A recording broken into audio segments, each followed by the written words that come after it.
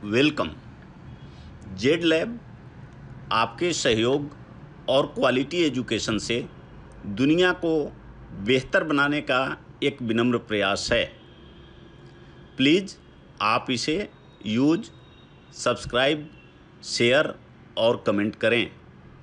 आपका फीडबैक इसे अधिक उपयोगी बनाने में मदद करेगा। आइए अब टॉपिक की शुरुआत करते हैं। इस वीडियो में हम लोग एलसीएम एंड एचसीएफ, जिसे हिंदी में लघुत्तम समापवर्तक और महत्तम समापवर्तक बोलते हैं, उनके कॉन्सेप्ट्स और एप्लीकेशन को समझेंगे। हम मान कर चलेंगे कि आपको एलसीएम और एचसीएफ निकालना अच्छे से आता है। एलसीएम का मतलब होता है least count multiple and HCF कहते हैं हाईएस्ट कॉमन फैक्टर। जैसे एग्जाम्पल लें कि 3 नंबर हैं, 4 है, 5 है और 10 है। इसका फैक्टर क्या होगा? 4 का फैक्टर 2 और 2 होगा, 5 का फैक्टर 5 होगा, एक को छोड़कर एक भी फैक्टर होगा। 10 का फैक्टर क्या होगा? 5 और 2, एक भी फैक्टर होगा, लेकिन एक को हमने जानबूझकर सब में छोड़ दिया है। और खुद का जो नंबर होता है वो भी फैक्टर होता है। जैसे 4 भी एक फैक्टर है, यहाँ 5 फैक्टर है, यहाँ 10 भी एक फैक्टर है। तो इस तरह से ये फैक्टर्स हैं। और मल्टीपल, 4 का मल्टीपल क्या है? 4, 8, 12, 16, 20। इस तरह से जब मल्टीप्लाई करेंगे तो ये उसके मल्टीपल्स हैं। 5 के मल्टीपल्स और 10 के मल्टीपल्स उसी तरह से। अब ये तीनों नंबर का अगर आपको देखना है कि इसमें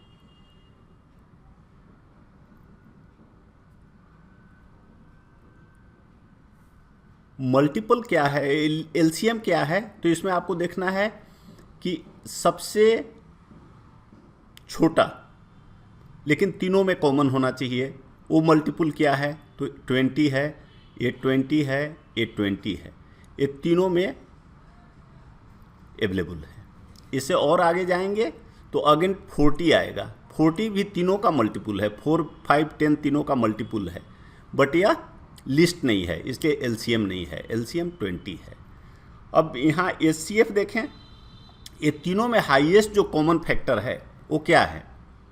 4, 5, 10 का वो केवल 1 है, इसलिए इनका एचसीएफ हाईएस्ट कॉमन फैक्टर 1 होगा।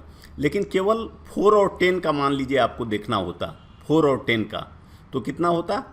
2 इसमें भी है और 2 इसमें भी है। जो हाईएस्ट 1 और 2 कॉमन है, तो 2 हाईएस्ट था, तो 4 और 10 का एचसीएफ 2 हो जाता।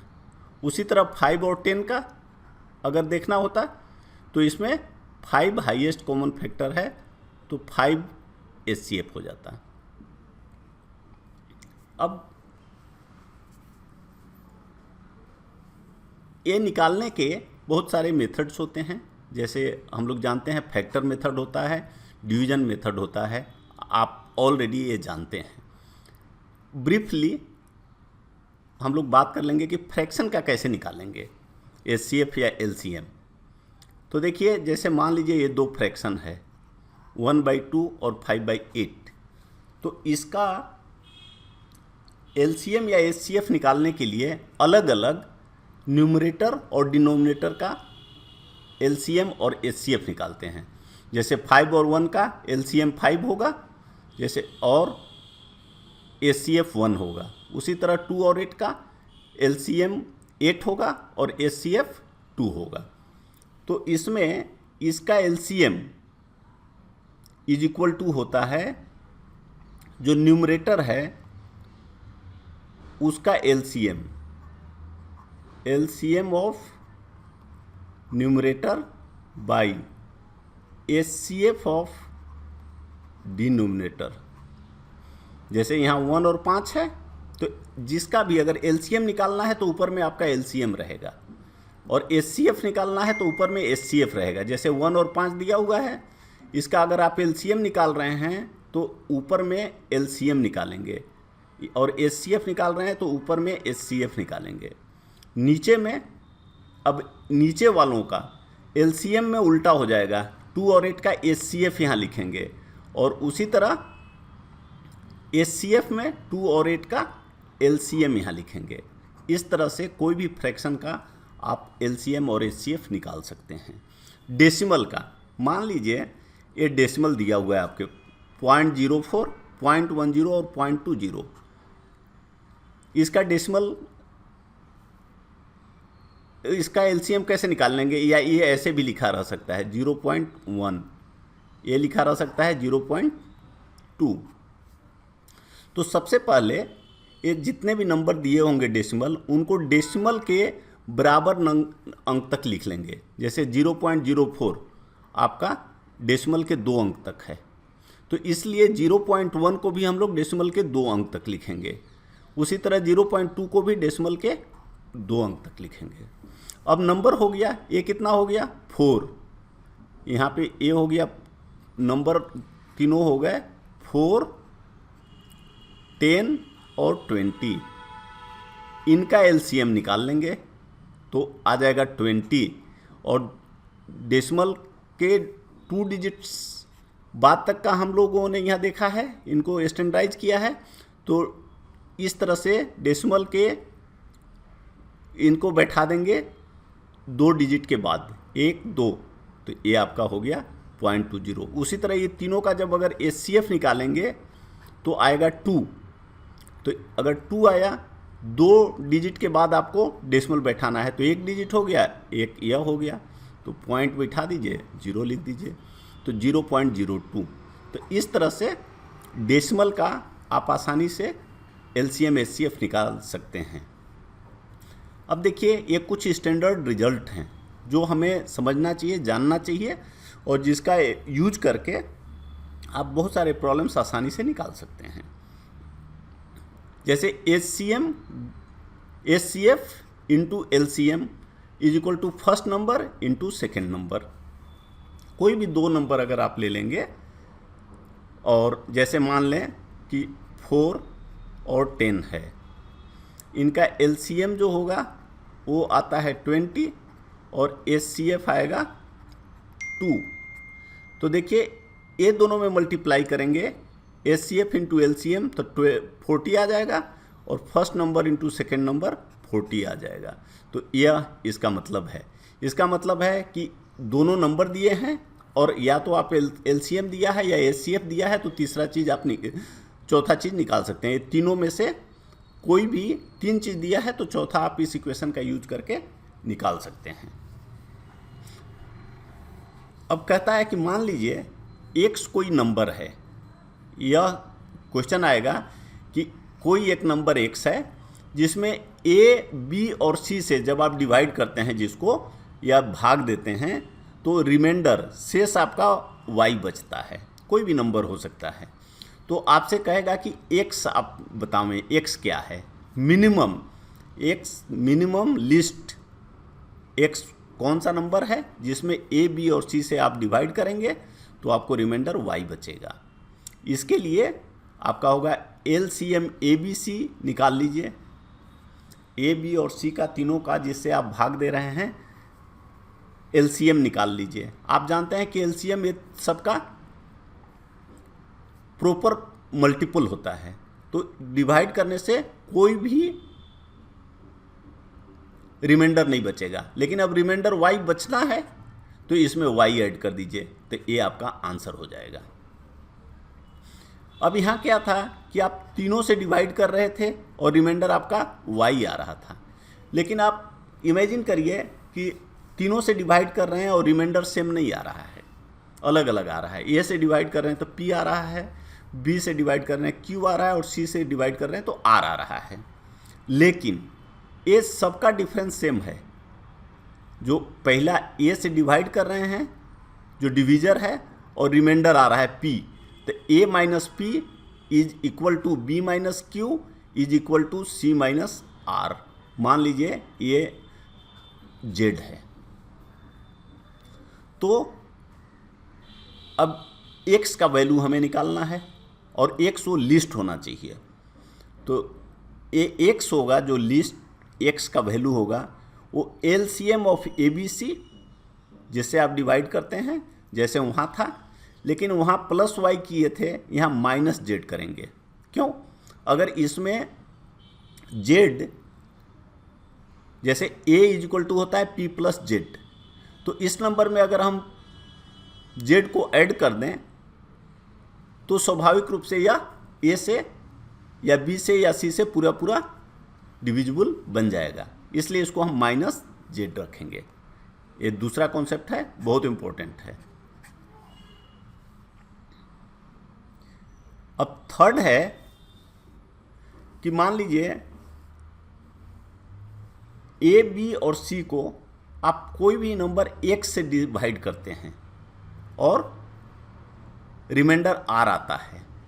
ए में एक से डिवाइड करते हैं तो रिमाइंडर पी आता है, बी में डिवाइड करते हैं तो क्यू आता है, और सी में डिवाइड करते हैं तो आर आता है। तीनों में रिमाइंडर अलग अलग है। वहाँ क्या था? वहाँ एक नंबर में अलग अलग नंबर से डिवाइड करते थे। यहाँ क्या है? अलग अलग नंबर में एक नंबर से डिवाइड कर रहे हैं एक्स से। तो आपको एक्स का वैल्यू बताना है कि एक्स कौन सा लार्जेस्ट वैल्यू है। तो इसमें एक्स जो होगा एचसीएफ होगा A minus P, B minus Q और सी माइनस आर का। जो पहला नंबर है जिसमें आप डिवाइड कर रहे हैं, और पी जो रिमाइंडर है, उसी तरह B minus Q A remainder है, सी माइनस आर। मतलब देखिए ए माइनस पी क्या था? अगर ए माइनस पी कर दें तो एक्स से पूरा पूरा डिवाइड हो जाएगा। बी माइनस क्यू को देखें तो एक से पूरा पूरा डिवाइड हो जाएगा। उसी तरह सी माइनस आर जो है एक से पूरा पूरा डिवाइड हो जाएगा। इसलिए एक्स जो हमारा होगा वो HCF of A minus P, B minus Q और सी माइनस आर होगा। और अगर मान लें कि पी क्यू आर तीनों बराबर हो जाए, मतलब ए में भी डिवाइड कर रहे हैं तो उतना ही नंबर आ रहा है जितना कि बी में डिवाइड कर रहे हैं, सी में डिवाइड कर रहे हैं, रिमाइंडर सेम बच रहा है। तो एचसीएफ क्या हो जाएगा? इसका वैल्यू एक्स जो वैल्यू होगा वो हो जाएगा A minus B, B minus C, C minus A. यहाँ क्या करते थे? A minus P, B minus Q, C minus R. यहाँ A minus B, B minus C, C minus A हो जाएगा। इसको अच्छा से समझना है। अभी प्रॉब्लम ऐसे भी आते हैं कि ग्रेटेस्ट एन डिजिट नंबर कह देगा कि ग्रेटेस्ट नंबर ऑफ 5 डिजिट्स। तो इसलिए हमने लिख दिया है greatest number of digit number. कोई भी 4 डिजिट का ग्रेटेस्ट नंबर, 5 डिजिट का ग्रेटेस्ट नंबर, इस तरह का है। तो इसको हमने अब्रिविएशन संक्षिप्त में लिख दिया है GNDN बाई पी। कहता है कि कोई भी डिजिट का, मान लीजिए कह दिया 5 डिजिट, 4 डिजिट का ग्रेटेस्ट नंबर है, सबसे बड़ा नंबर है, उसमें हम पी क्यू आर से भाग दे रहे हैं तो रिमाइंडर ए बच रहा है। अब हमें निकालना है कि वो ग्रेटेस्ट डिजिट नंबर क्या है। तो देखिए ग्रेटेस्ट डिजिट नंबर होता है जो एन डिजिट का ग्रेटेस्ट नंबर है वो उसमें माइनस आर प्लस ए ये है। और आर क्या है?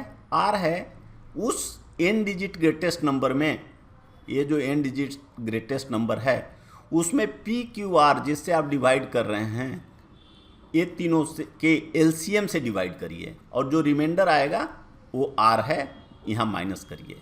यहाँ हमने एन टाइम्स एन इसलिए लिख दिया है कि अगर एन डिजिट का ग्रेटेस्ट नंबर होगा तो आपको एन वो होता है एन टाइम्स 999। जैसे 3 डिजिट का ग्रेटेस्ट नंबर है तो 3 बार आपको 999 आएगा। ये है तो ए नंबर आपका ग्रेटेस्ट है। इस कॉन्सेप्ट को समझकर हम लोग सभी प्रॉब्लम एलसीएम एचसीएफ के कर सकते हैं।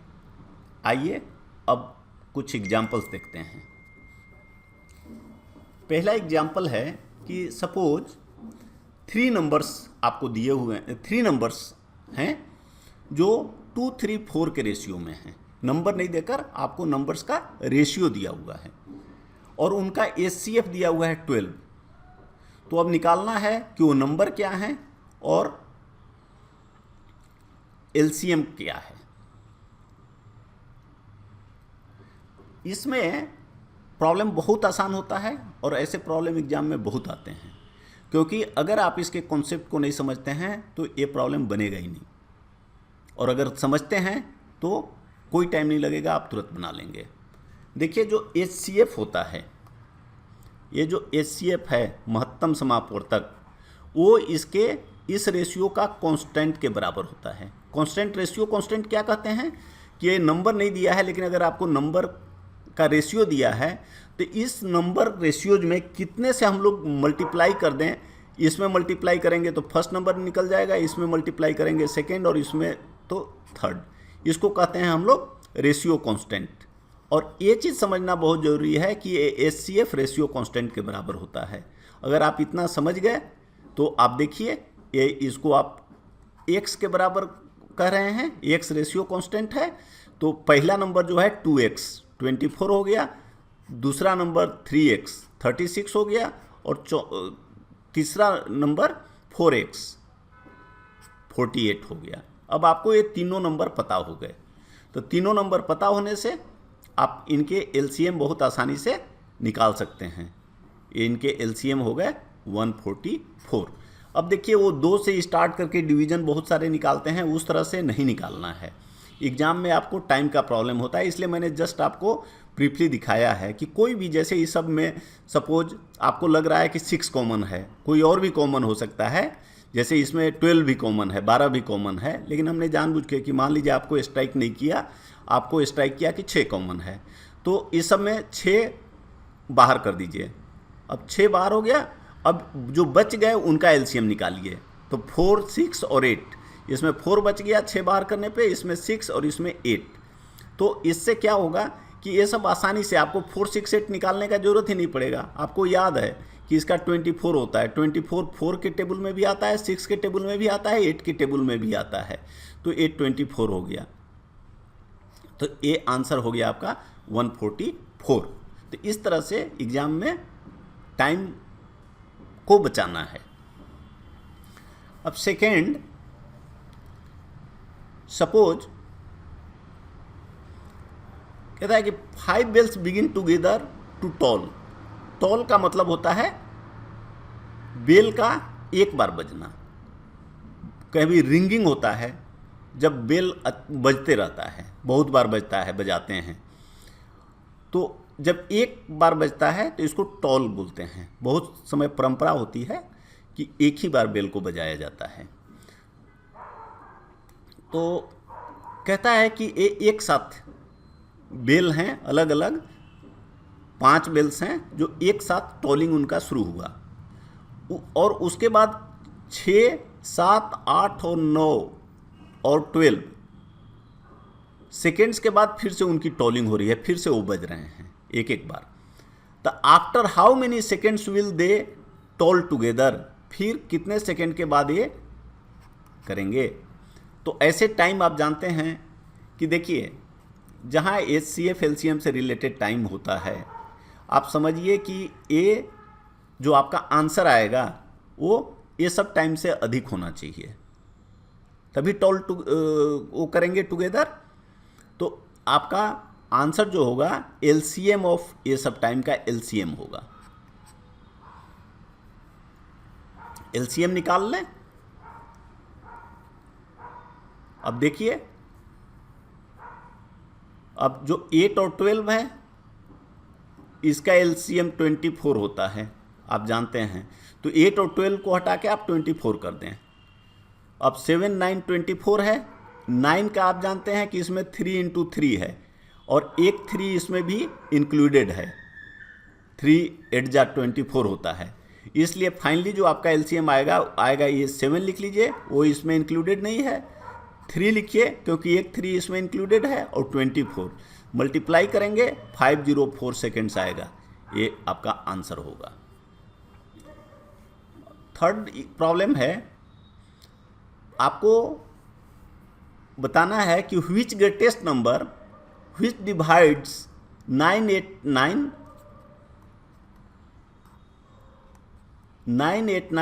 and 1327 to leave remainder 5 and 7 respectively. कहता है कि कौन सा सबसे बड़ा नंबर है जो इसको और इसको दोनों को डिवाइड करेगा तो रिमाइंडर 5 और 7 आएंगे। पहले हम लोगों ने कॉन्सेप्ट इसका देखा है कि हमारा आंसर जो होगा वो 989 माइनस 5 एंड 1327 माइनस 7 होगा। और इनका HCF, अब ये दोनों में देखिए जो कॉमन है इसको बाहर कर दीजिए और बाकी का HCF निकाल लीजिए, तो 8 इंटू 3 24 आ गया। फोर्थ प्रॉब्लम है, greatest number of 5 digits if divided by 3, 5, 8 and 12 remainder remains 2। प्रत्येक केस में 3 से डिवाइड कर रहे हैं तो भी रिमाइंडर 2, 5 से 2, 8 से 2, 12 से 2, तो नंबर कितना है। इसमें अभी पीछे हम लोगों ने कॉन्सेप्ट देखा है कि सबसे पहले आपको ये जो नंबर जिससे आप डिवाइड कर रहे हैं इनका एलसीएम निकालना होगा। इसका एलसीएम आपका आ गया 120। अब जो 5 डिजिट्स का ग्रेटेस्ट नंबर है ये इतना होगा, 5 बार 999 आएगा, और उसमें इस एलसीएम से डिवाइड करिए तो रिमाइंडर आ गया 39, शेष बच गया 39। तो जो रिक्वायर्ड नंबर है ये ग्रेटेस्ट नंबर ऑफ 5 डिजिट्स में उस 39 को माइनस करिए। अब ये जो नंबर होगा ये सभी से पूरे पूरे डिवाइड होगा, लेकिन हमें 2 रिमाइंडर बचना है इसलिए 2 ऐड करेंगे, तो ये हमारा आंसर होगा। फिफ्थ प्रॉब्लम है, लिस्ट हमें देखना है कि least multiple of 13 when divided by 4, 5, 6, 7, 8 leaves remainder 2। अब देखिए यहाँ 2 प्रॉब्लम है, 2 पार्ट है, छुपा हुआ है। एक तो कहता है जो आपका कंडीशन दिया है ये इंपॉर्टेंट है समझना कि लिस्ट मल्टीपल ऑफ 13 है। ये कह रहा है कि ये जो प्रॉब्लम आपका आंसर आएगा लिस्ट मल्टीपल ऑफ 13 होना चाहिए, ये पार्ट 1 हो गया जो समझना है। और दूसरा कह रहा है कंडीशन कि when divided bye these numbers, ये 2 हो गया।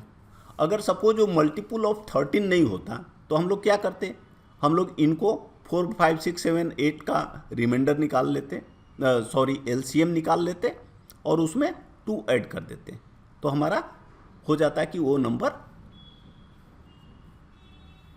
निकल गया। लेकिन प्रॉब्लम है कि हमें अब देखना है कि ये लिस्ट मल्टीपल ऑफ 13 होना चाहिए। तो आइए देखते हैं। सबसे पहले पार्ट 2 से शुरू करिए।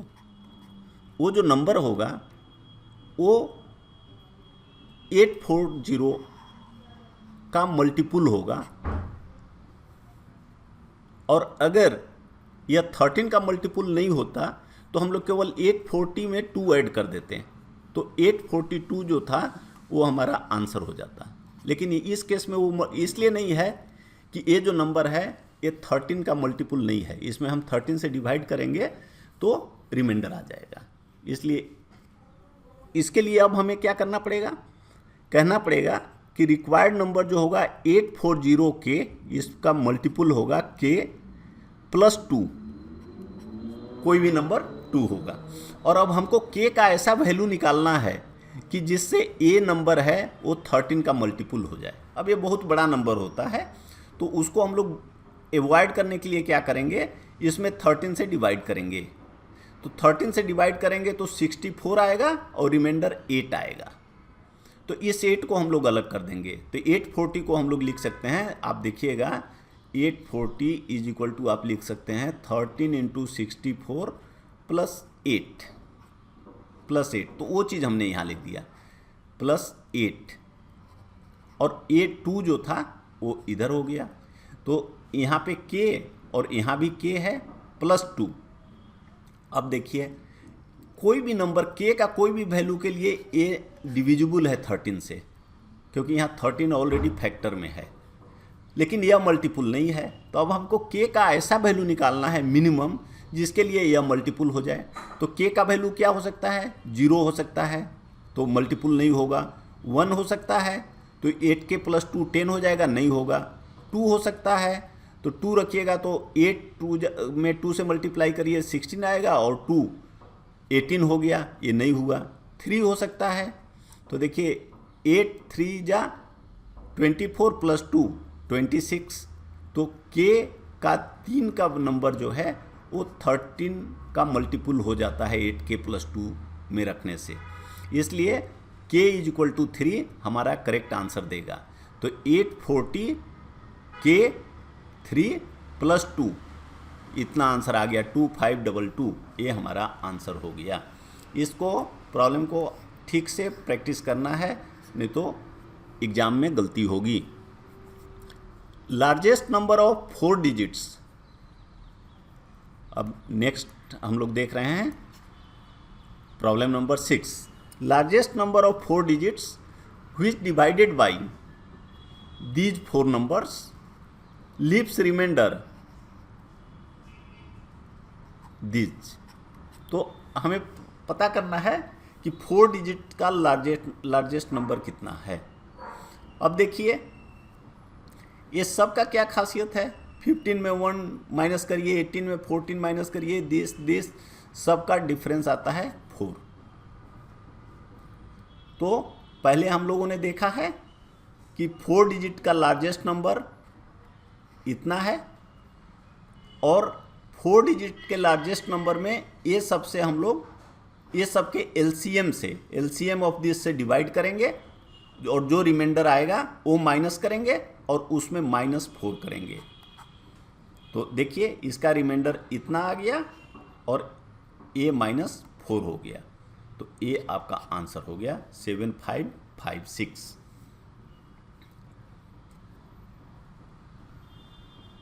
7th प्रॉब्लम है लिस्ट नंबर ऑफ 6 डिजिट्स।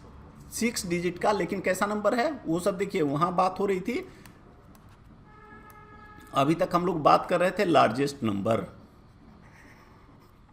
अब यहां आ गया क्या, ये देखिए list number of 6 digits divided by this 4 6 10 15 remainder remains 2। तो कहता है कि sum of digits of the number. अब वो आपसे नंबर नहीं पूछ के सम ऑफ डिजिट्स पूछ रहा है, लेकिन आपको नंबर पता होना चाहिए तभी सम ऑफ डिजिट्स निकलेगा। तो देखिए सबसे पहले तो एलसीएम निकालेंगे, ये आ गया 60,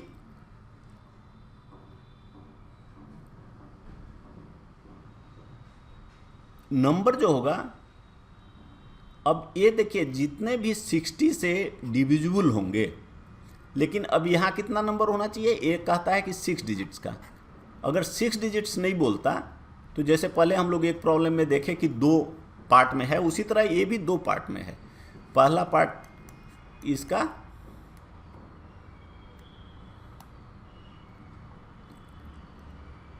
ये देखिए पहला पार्ट है और ये आपका दूसरा पार्ट है। तो वहाँ भी हमने दूसरे पार्ट से स्टार्ट किया, यहाँ भी हमने दूसरे पार्ट से स्टार्ट किया। एलसीएम हमने 60 निकाल लिया। अगर वो नहीं दिया रहता कि वो 6 डिजिट का लिस्ट नंबर है तो हम लोग क्या कर देते, सीधा 2 ऐड कर देते, हमारा आंसर 62 हो जाता, लेकिन यहाँ वो नहीं है। तो पहले हम निकालेंगे list number of 6 digits divisible by 60 plus 2। तो देखिए लिस्ट नंबर 60 से डिविजिबल कैसे निकालेंगे, हमेशा देखिए लिस्ट नंबर 6 डिजिट का कितना होगा, एक पर जो 5 शून्य होता है वो बैठा दीजिए, और उसके बाद आप देखिए कि 60 से डिविजिबल हमेशा अंत में जो स्मॉलेस्ट होगा वो 20 आएगा। तो इसलिए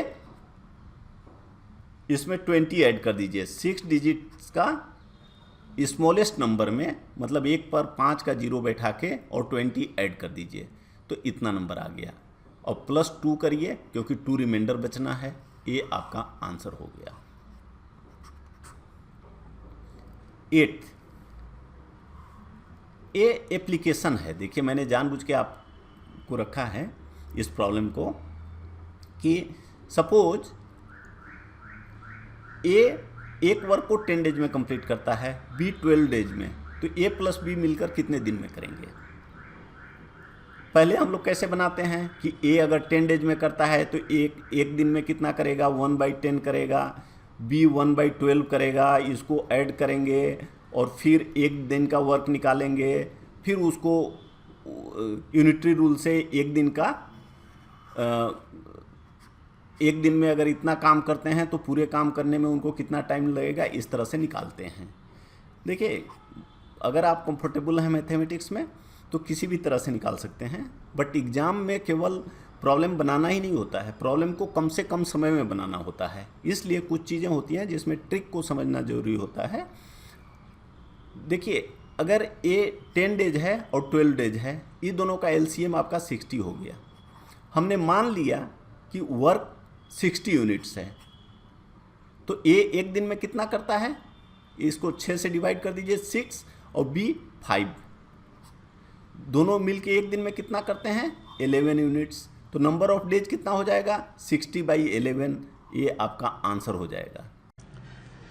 अंत में जेड लैब को अधिक उपयोगी बनाने के लिए आपके सुझाव, फीडबैक और कमेंट्स सादर आमंत्रित हैं। धन्यवाद, शुभकामनाएं।